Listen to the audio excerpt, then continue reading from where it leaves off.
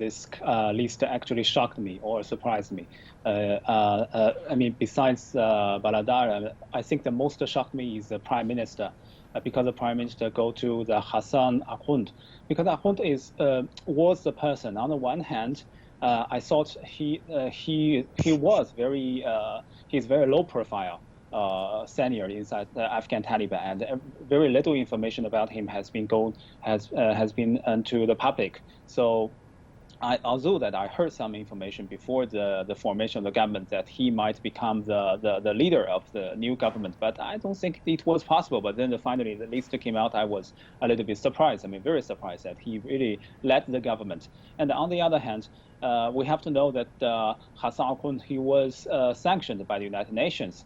And he was perceived and defined by the United Nations as the member who supports the Afghan Taliban.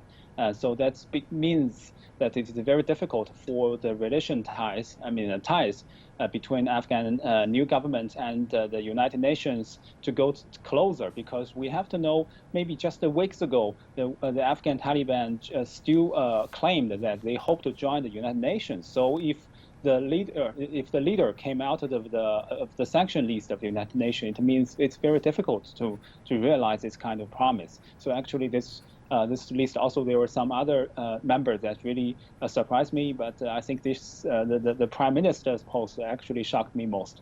Dongyi. Okay, Joseph, what about you? Is Akhund's appointment also a surprise to you? You know, oftentimes when we have these new movements take power and countries in crisis, and we saw this a lot with the Eastern European countries emerging from the Warsaw Pact after the collapse of the Soviet Union.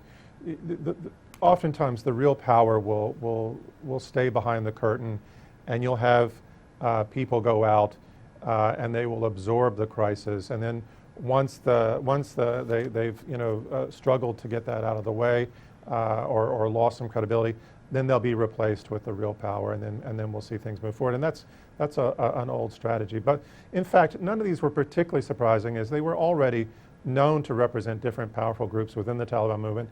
However, I am a little surprised that we haven't heard of any from outside the Taliban name to post, given the promise of an inclusive national unity government. Perhaps these will appear later, given the fact that many positions have not yet been named. Right, and look at these appointments. Some are advocating for the unity of from within Taliban. Some are from, for instance, Haqqani from a pragmatic group locally. So from the nominations or appointments, what will the interim government be prioritizing when it comes to the mounting issues that Afghanistan is facing? Mr. Wang.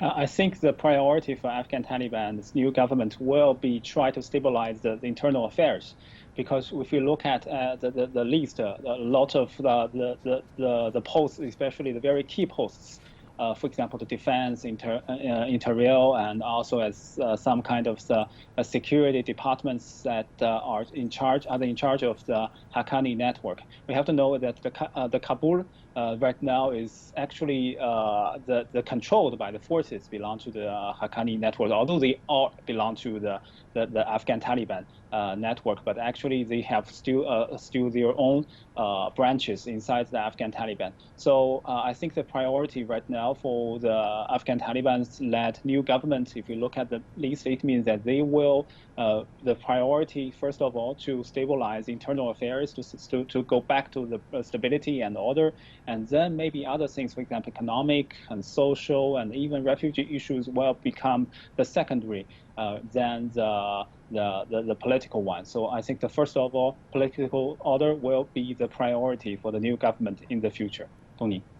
All right, and Joseph, multiple government officials of this caretaker government actually are under UN sanctions or wanted by the FBI. Some even were in Guantanamo Bay. With the Interior Minister especially blacklisted by the UN for his ties to Al-Qaeda. How would countries looking to work with the Taliban possibly? It will definitely make it harder for some countries to recognize and work with this new government.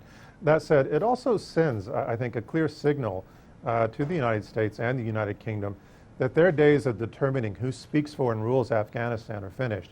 It's not clear that this message was intentional. It might simply reflect the realities of local politics. The most urgent question is whether this will further undermine emergency aid and support from the international community, given the numerous crises that Afghanis face presently. Right, and all key positions are filled by male Taliban members, and most are from the Pashtun ethnic group. Mr. Wang, were the Taliban unable to bring aboard other fractions or segments of society, or was there any other reasons for that? People from other factions refused to join them, refused to be on board? I think the formation of the list of the new government actually represents the very principle that Afghan Taliban has always been claiming, that is the very Sharia law. I mean, Islamic law should be the foundation of the new country. I mean, the country with the name of Afghanistan Islamic Emirate.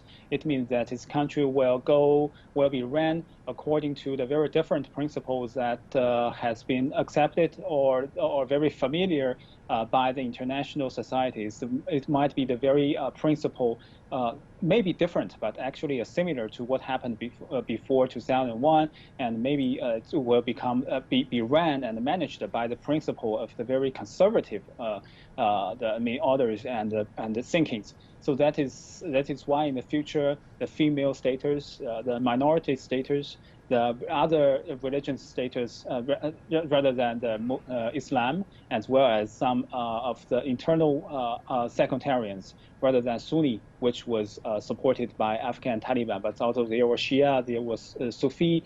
These kind of the religious groups, their status will become very sensitive topics inside Afghanistan's political and social lives in the future. So I think this will become the issues that will be very hard support, not only inside Afghanistan, but also for the international society to observe the behaviors of the new government. Tony.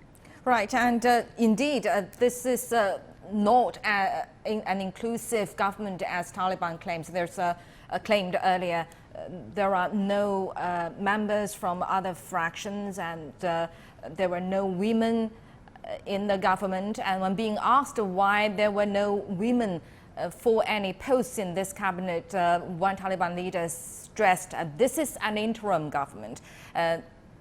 Nothing is finalized.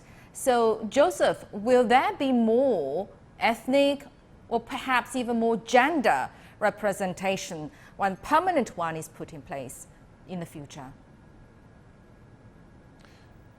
Perhaps, but these are precisely the men they would put in place to consolidate power, to impose political discipline on themselves and the nation, and to suppress whatever pockets of resistance that remain. Theoretically, this might evolve into something more inclusive later, but real power doesn't generally give itself up so easily, and especially it doesn't do so for those who represent different values and ideological positions.